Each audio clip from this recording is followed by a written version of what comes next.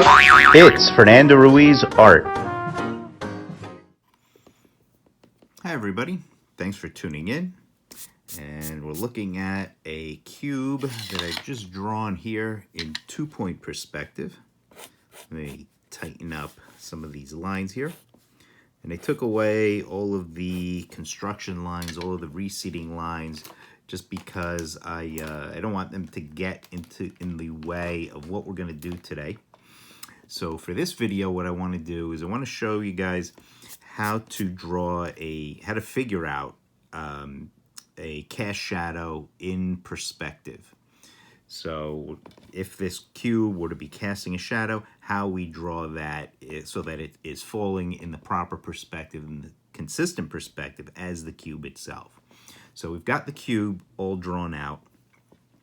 So one of the important things to do is to determine where is our light source, and that we could pick. We could pick for ourselves. We can decide. And I'm gonna say this is gonna be our light source. Okay, it'd be a sun in the sky, a happy sun. So that's our light source, and that's where it is. So, and this is going to be the center of our light source right here, that dot. Okay, the next thing I need to figure out is where the spot on the plane that this cube is resting on that is directly below this light source. All right, so this cube, it's resting on this ground. The light source is above the ground, but we need to figure out where. And that also is up to us. We can choose that. So let's say I go from the center of this light source and I go straight down and I'm making this dotted line to follow my path. And I decide, okay, right here. Right here is where I want my light source to be over. Okay? And that's totally up to me. Now keep in mind, if I kept going down, what happens if I keep going lower with this and I decide, okay, my light source is here, okay, then what I'm doing is I'm bringing my light source in front of my box. Okay, right now my light source is behind my box. If I went lower, my light source would be in front of my box, and that would change the direction of my cast shadow. And hopefully that will make sense as we go along. So let's jump in. Let's work with these 2 points. Now, once I've established those 2 points, what I want to find on my box are the points most opposite my light source, right? So this point is the closest to my light source. These 3 are the ones furthest away. So I'm going to point out that corner, and this corner. So now what I want to do, okay, I've established these 3 corners. What I want to do is I want to connect each corner to that center of my light source. Everybody see what I'm doing here? So I'm going to take my ruler. This is my nifty rolling ruler. Any ruler will do. I just like using my rolling ruler. And I'm going to draw a line. Okay, I'm going to draw a line from the center of this light source all the way to this point, and it's going to keep going forever. It just went off the page. Okay? Now I want to move my ruler, still connecting to the center of that light source, but I want to go to this next point. Okay? And I'm going to draw another line connecting, and it's going to keep going away forever. Okay? Next, I want to do the same thing with that last point, that third point. Make sure I'm connecting, draw a line, go through that third point, and keep going forever. Okay, so I have my diagonal lines. Now what I want to do is I want to come down to this point. And now I want to find, I had these 3 points, which are the ones furthest away from my light source. I want to deal with the corresponding bottom points. Okay? Now I'm going to take my ruler and I'm going to connect each one of these points to this point, that spot directly below my light source. Is everybody following me? Okay. So I'm going to connect my ruler to that point and to this corner.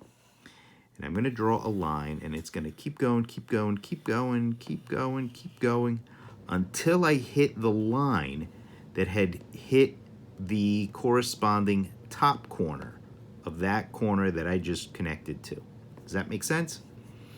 So I started from the point directly below my light source, connected to that bottom point, kept going until I hit the line that had hit the top point. Now I'm going to come over here and I'm going to do the same thing. Okay?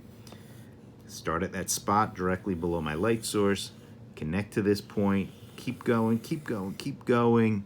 And this is off camera, but if you can see, I hit, let me see, there we go.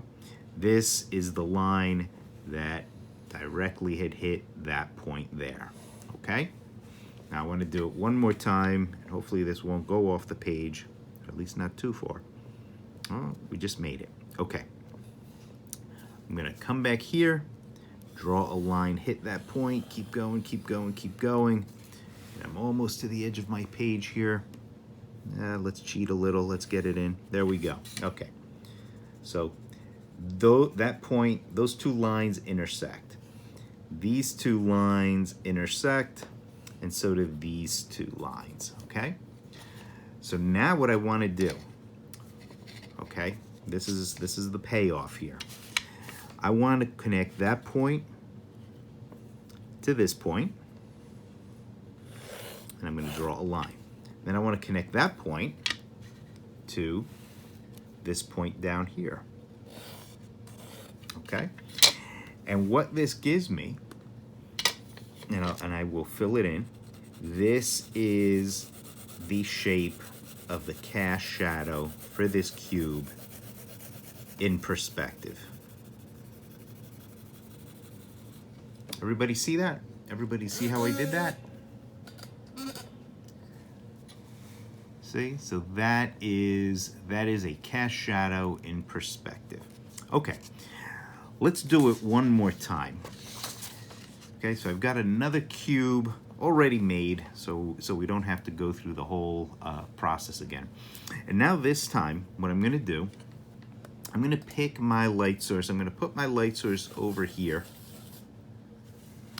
Make sure I get that into the shot.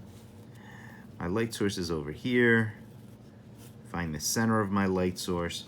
And this time, I want my light source to be in front of my cube, say here. Okay? So now, because, and this is literally the same cube that I used in our last example. I just traced it. Okay? So it's the same exact cube. But now, because the position of my light source has changed, so do the corners that I'm going to be using this time. Okay? Because now, remember, I'm always looking for those corners furthest away from my light source. And now my light source has changed position. My light source is in front of my cube. So the corners furthest away from that light source are going to be these three this time. Okay. Now I'm going to do exactly what I did before. Connect the center of my light source to each of these points. Okay. So I'm going to go like that. Connect to the next point, like so. It's going to go off the page, and then I'm going to connect to the third point. Let me center that. Okay. All right. So now, okay, this is just like we did before, only different. So now we had just connected to these 3 points. Now what we need to do is work with the 3 bottommost points, okay? And we're going to be working off of this spot here. And now notice what this will do to our cast shadow. So from that spot, that point directly below my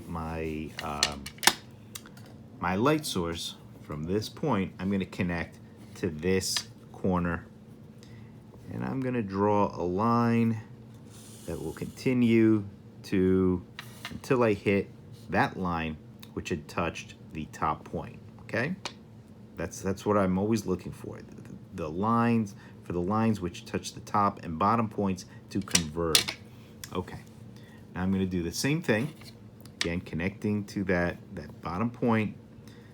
I'm gonna connect to this other bottom point here. Keep going until I hit that. Now I'm gonna do it one more time. Yep, one more time. Hit that point and keep going. Okay, so now what happens?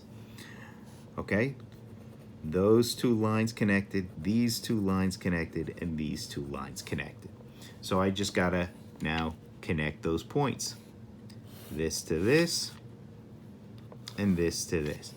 Now in this case, so this gives me the shape of my cast shadow, and let's pretend we could see through our cube.